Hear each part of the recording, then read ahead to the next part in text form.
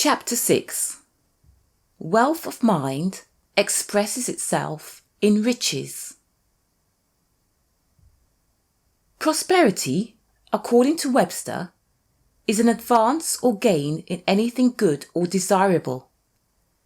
Successful progress toward or attainment of a desired object. Prosperity does not mean the same thing to any two persons. To the wage earner, an increase of a few dollars in the weekly income may seem like wonderful prosperity, for it means an increase in the comfort and welfare of his family. The man who engages in vast enterprises reckons prosperity in larger terms and does not consider himself prosperous unless things are coming to him in a big way. Between these extremes are many ideas of prosperity, which shows quite plainly that prosperity is not in the possession of things, but in the recognition of supply and in the knowledge of free and open access to an inexhaustible storehouse of all that is good or desirable.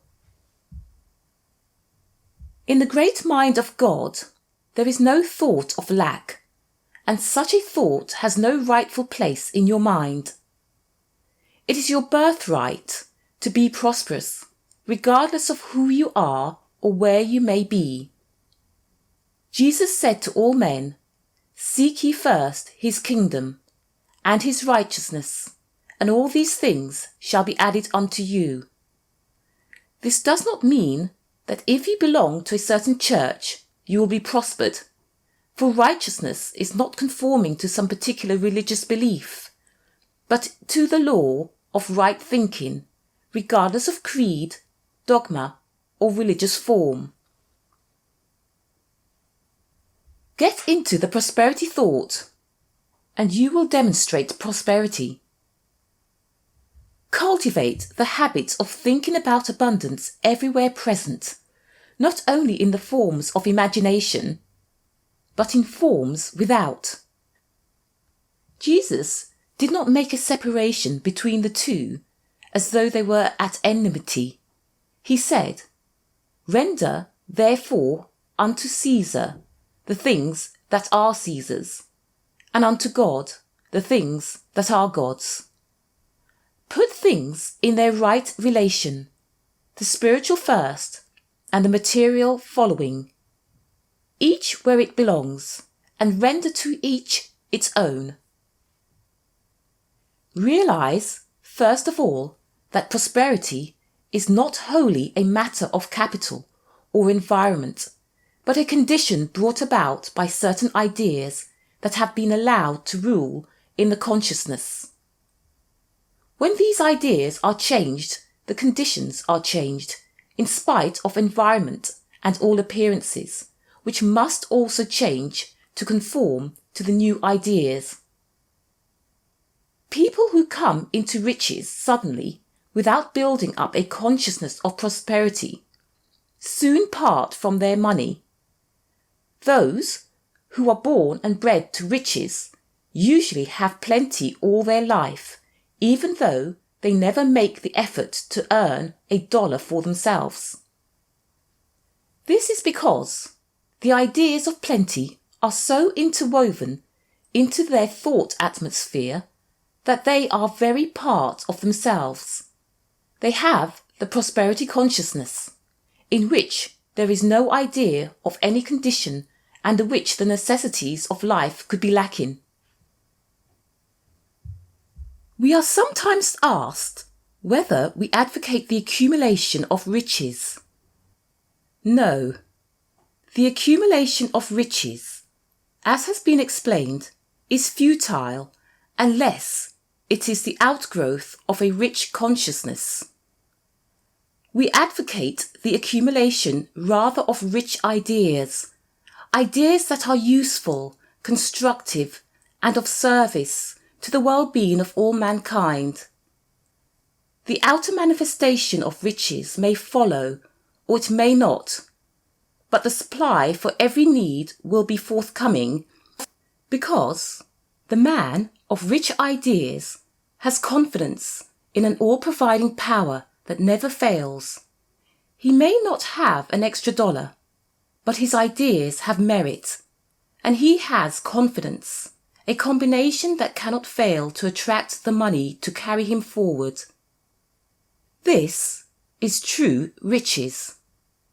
Not an accumulation of money, but access to an inexhaustible resource that can be drawn at any time to meet any righteous demand.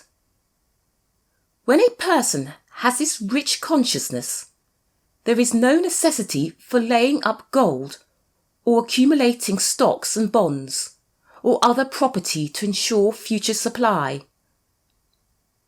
Such a one may be most generous with his wealth without fear of depletion, because his rich ideas will keep him in constant touch with abundance. Those who have the thought of accumulating material wealth, a thought that is dominant in the world today, are unbalanced. They have a fear of the loss of riches that makes their tenure so insecure. Their prosperity is based on a wrong idea of the source of riches and eventually means disaster. The sin of riches is not in the possession, but in the love of money, a material selfishness that leads to soul starvation. It is not a crime to be rich, nor a virtue to be poor, as certain reformers would have us think. The sin lies in hoarding wealth and keeping it from circulating freely to all who need it. Those who put wealth into useful work that contributes to the welfare of the masses are the salvation of the country. Fortunately, there are many in this country who have the prosperity consciousness. If we were all in a poverty consciousness, famines would be as common here as they are in India or China. Millions in those lands are held in the perpetual thought of poverty, and they suffer want in all its forms, from the cradle to the grave. The burden of the poverty thought reacts on the earth so that year after year it withholds its products and many people starve. Universal mind controls all nature and is in possession of all its products. The earth is the Lord's, and the fullness thereof is a great truth. Puny personal man uses all his craft to get control of the products of nature, but is always defeated in the end. Only the universal man of spirit is in undisputed possession, and to him the Father says, "All that is mine is thine." Jesus did not have title to a foot of land, and evidently had no money, for the apostles carried whatever funds the company had. He did not even burden himself with a tub, as did the Diogenes, and had not where to lay his head, yet he was always provided with entertainment of the best. He took it for granted that whatever he needed was his. The fish carried his pocketbook, and the invisible ethers furnished sideboard, from which he handed out food for thousands. He was rich in every way, for he had the prosperity consciousness, and proved that the earth, with all its fullness, does belong to the Lord, whose righteous sons are heirs to and in possession of all things. The anxious thought must be eliminated, and the perfect abandon of the child of nature assumed. And when to this attitude you add to the realization of unlimited resources, you have fulfilled the divine law of prosperity. The imagination is a wonderful creative power. It builds all things out of the one substance. When you associate it with faith, you make things just as real as those that God makes, for man is a co-creator with God. Whatever you form in the mind and have faith in will become substantial. Then you should be on guard as regards what you put your faith in. If it is material forms, shadows that cease to be as soon as your supporting thought is withdrawn from them, you are building temporary substance that will pass away and leave you nothing. Put your faith in the real, or, as Jesus told his disciples, have faith in God. The real search of all people is for God. They may think that they are looking for other things, but they must eventually admit that it is God they seek. Having once felt his presence within them, they are keenly conscious that only God can satisfy. The place where we meet God should be made so sure and so pure that we can never mistake his voice or be hidden from his face. This place we know as the mind, the inmost recess of the soul, the kingdom of the heavens within us. It is not sufficient, however, to sit down and hold thoughts of abundance without further effort. That is limiting the law to thought alone, and we want it to be fulfilled in manifestation as well. Cultivating ideas of abundance is the first step in the process. The ideas that come must be used. Be alert in doing whatever comes to you to do, cheerful and competent in the doing, sure of the results, for it is the second step in the fulfilling of the law. You can do anything with the thoughts of your mind. They are yours and under your control. You can direct them, coerce them, hush them, or crush them. You can dissolve one thought and put another in its place. There is no other place in the universe where you are the absolute master.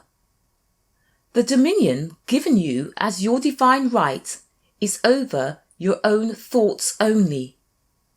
When you fully comprehend this and begin to exercise your God-given dominion, you begin to find the way to God, the only door to God, the door of mind and thought. If you are fearful that you will not be provided with the necessities of life for tomorrow, next week, or next year, or for your old age, or that your children will be left in want, deny the thought. Do not allow yourself for a moment to think of something that must be outside of the realm of the all-careful, all-providing good. You know, even from your outer experience, that the universe is self-sustaining and that its equilibrium is established by law. The same law that sustains all sustains you as a part. Claim your identity under the law, your oneness with the all, and the rest in the everlasting arms of cause, which knows nothing of lack. If you are in a condition of poverty, this attitude of mind will attract to you opportunities to better your condition. Insulate your mind from the destructive thoughts of all those who labour under the belief in hard times. If your associates talk about the financial stringency, affirm all the more persistently your dependence on the abundance of God. By doing this, you place yourself under a divine law of demand and supply that is never influenced by the fluctuations of the market or the opinions of men. Every time you send out a thought of wholehearted faith in the I am part of yourself, you set in motion a chain of causes that must bring the results you seek. Ask whatsoever you will in the name of the Christ, the I Am, the divine within, and your demands will be fulfilled. Both heaven and earth will hasten to do your bidding. But when you have asked for something, be on the alert to receive it when it comes. People complain that their prayers are not answered when, if we knew the truth, they are not awake to receive the answer when it comes. If you ask for money, do not look for an angel from the skies to bring it on a golden platter, but keep your eyes open for some fresh opportunity to make money, an opportunity that will come as sure as you live. These are some tangible steps along the way to the larger manifestation you desire. No one is ever given the keys to the Father's storehouse of wealth until he has proved his faith and his reliability. Then he may go in and pass out the goods freely. If the men of the world, with their selfish ideas of mine and thine, were given the power, without a thorough mental cleansing, of instantly producing whatever they desire, they would undoubtedly practice still greater oppressions on their fellows, and existing conditions would not be improved. A stonecutter sees a block of marble as so many hours' work, while Michelangelo sees it as an angel that is his privilege to bring forth. This is the difference between those who see the material world as so much matter and those who look on it with the eyes of mind and the imagination that works toward perfection. One who paints a picture or makes a piece of sculpture first sees it in his mind. He first imagines or images it. If he wants a strong picture, he makes force one of the elements of his image. If he wants beauty and character, he puts love into it. He may not see the perfect picture until all these elements are combined. Then it requires but little effort to transfer it from his mind to the canvas or to the marble. On the sixth day of creation, we are told God imaged his man, made him in his image and likeness. This does not mean that God looks like man, a personal being with man-like form. We make a thing in our own image, the image we have in mind for the thing, and our creation does not resemble us in any way. God is without form, for he is spirit. God is an idea that man has tried to objectify in various forms. He is the universal substance, the life that animates the substance, and the love that binds it together. Man just naturally gives some form to every idea he has.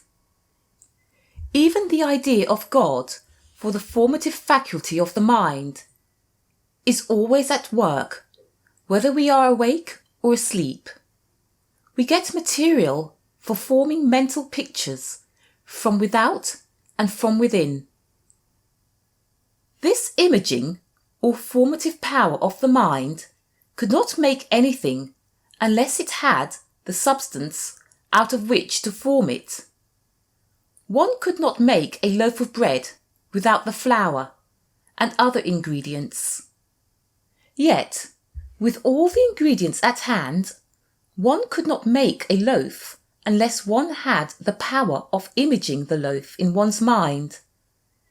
This seems simple, but the fact is that the power to form the loaf is less common than the available material for the loaf. Flour and water are abundant, but only certain people can use them in the right way to form a palatable loaf of bread.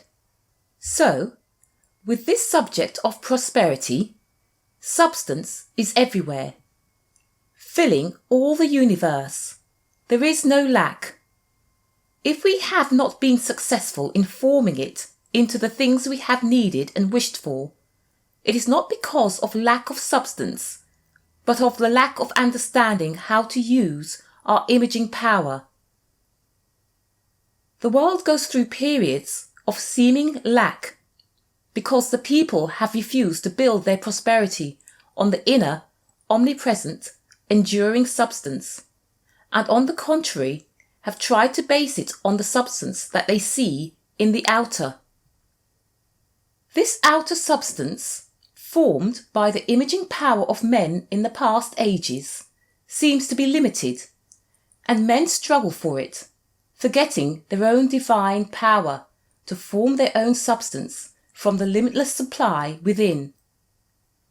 The lesson for all of us should be to build our prosperity on the inner substance. Those who do demonstrate prosperity through the law of men have nothing permanent. All their possessions may be swept away in a moment. They have not built on the orderly law of God, and without the rich thoughts of God's bounteousness, no one can have an enduring consciousness of supply. No disease, poverty, or any other negative condition can enter into our domain unless we invite it, nor can it remain with us unless we entertain it. Conscious power over all such conditions is one of our greatest delights and a part of our divine inheritance. But we must learn the law and apply the power in the right way. Men have a consciousness of lack because they let Satan, the serpent of sense, tempt them. The Garden of Eden is within us, here and now, and the subtle temptation to eat of the tree of sensation is also still with us.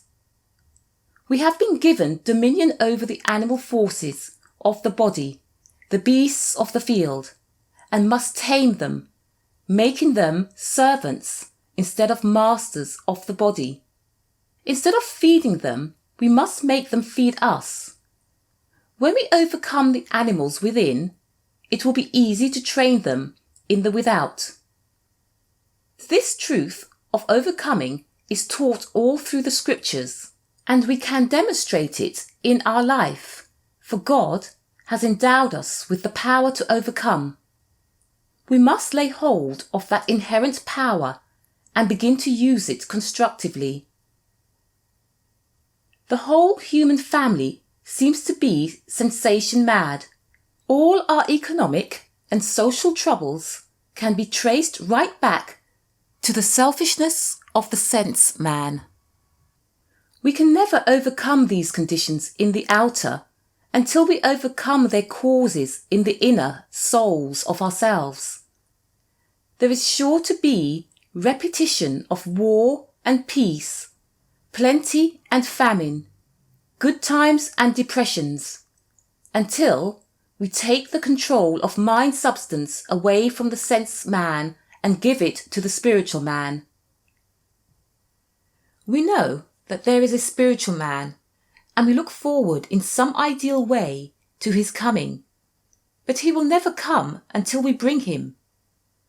We hope and pray for the coming of better things, but as Mark Twain said about the weather, no one does anything about it.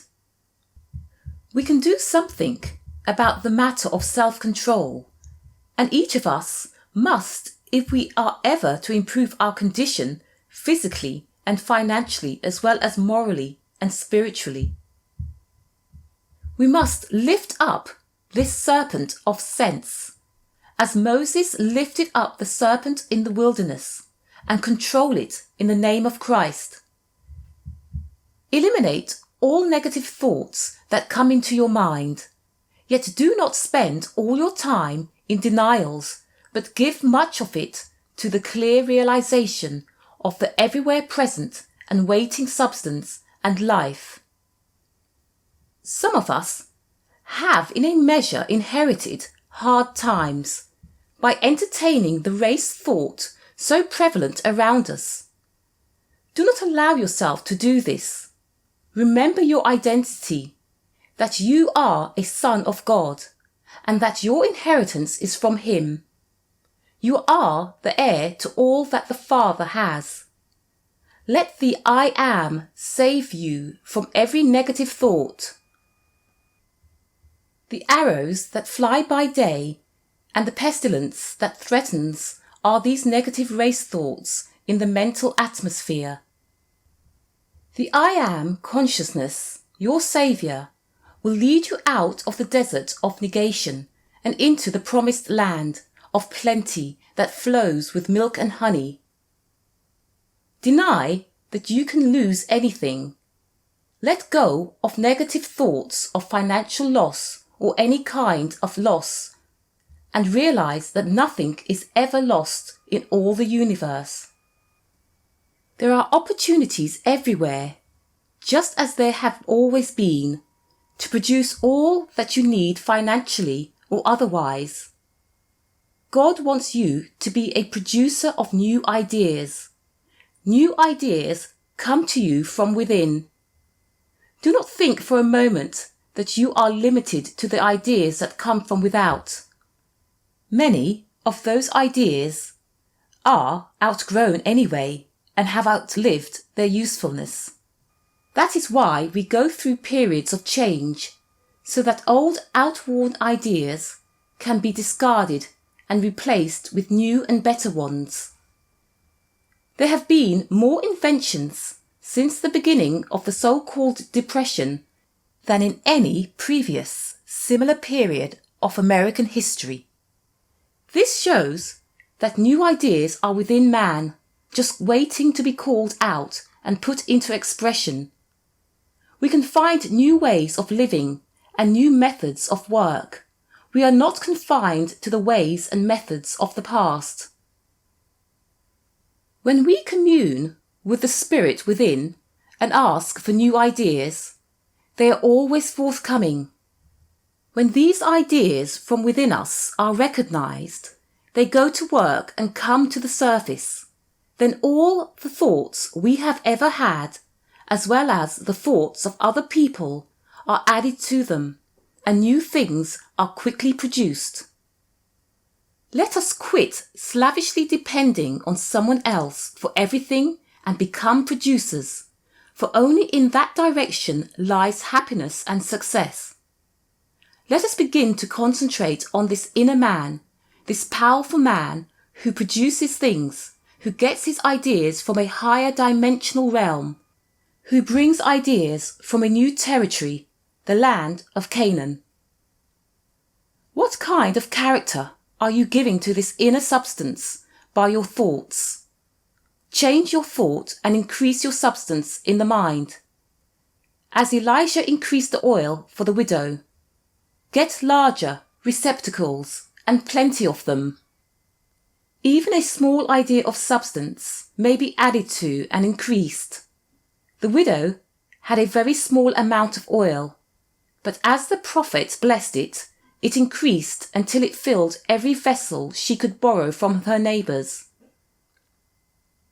We should form the habit of blessing everything that we have. It may seem foolish to some persons that we bless our nickels, dimes and dollars, but we know that we are setting the law of increase into operation. All substance is one and connected, whether in the visible or the invisible. The mind likes something that is already formed and tangible for a suggestion to take hold of. With this image, the mind sets to work to draw like substance from the invisible realm and thus increase what we have in hand. Jesus used the small quantity of loaves and fishes to produce a great quantity of loaves and fishes. Elijah used a small amount of oil to produce a great amount of oil. So when we bless our money or other goods, we are complying with a divine law of increase that has been demonstrated many times. Another step in the demonstration of prosperity is the preparation of the consciousness to receive the increase.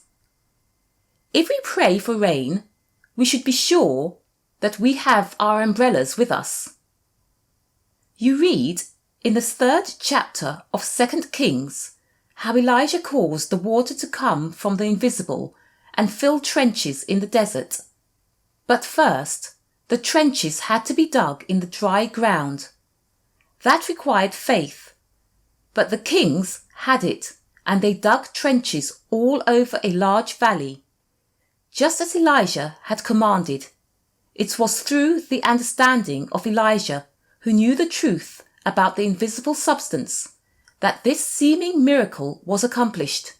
Yet the trenches had to be prepared, and you must prepare your consciousness for the inflow of the universal substance.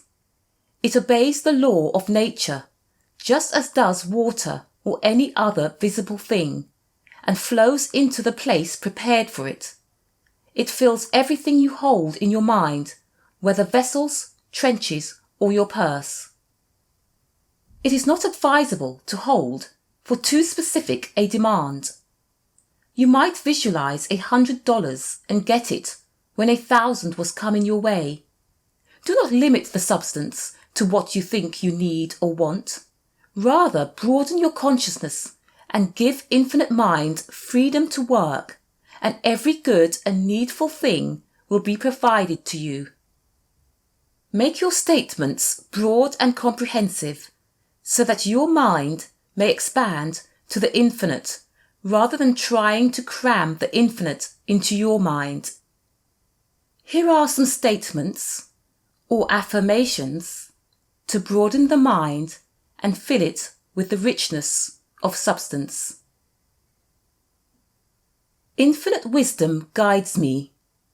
Divine love prospers me, and I am successful in everything I undertake. In quietness and confidence, I affirm the drawing power of divine love as my magnet of constantly increasing supply. I have unbounded faith in the omnipresent substance, increasing and multiplying as my word of plenty, plenty, plenty. Father, I thank Thee for unlimited increase in mind, money, and affairs.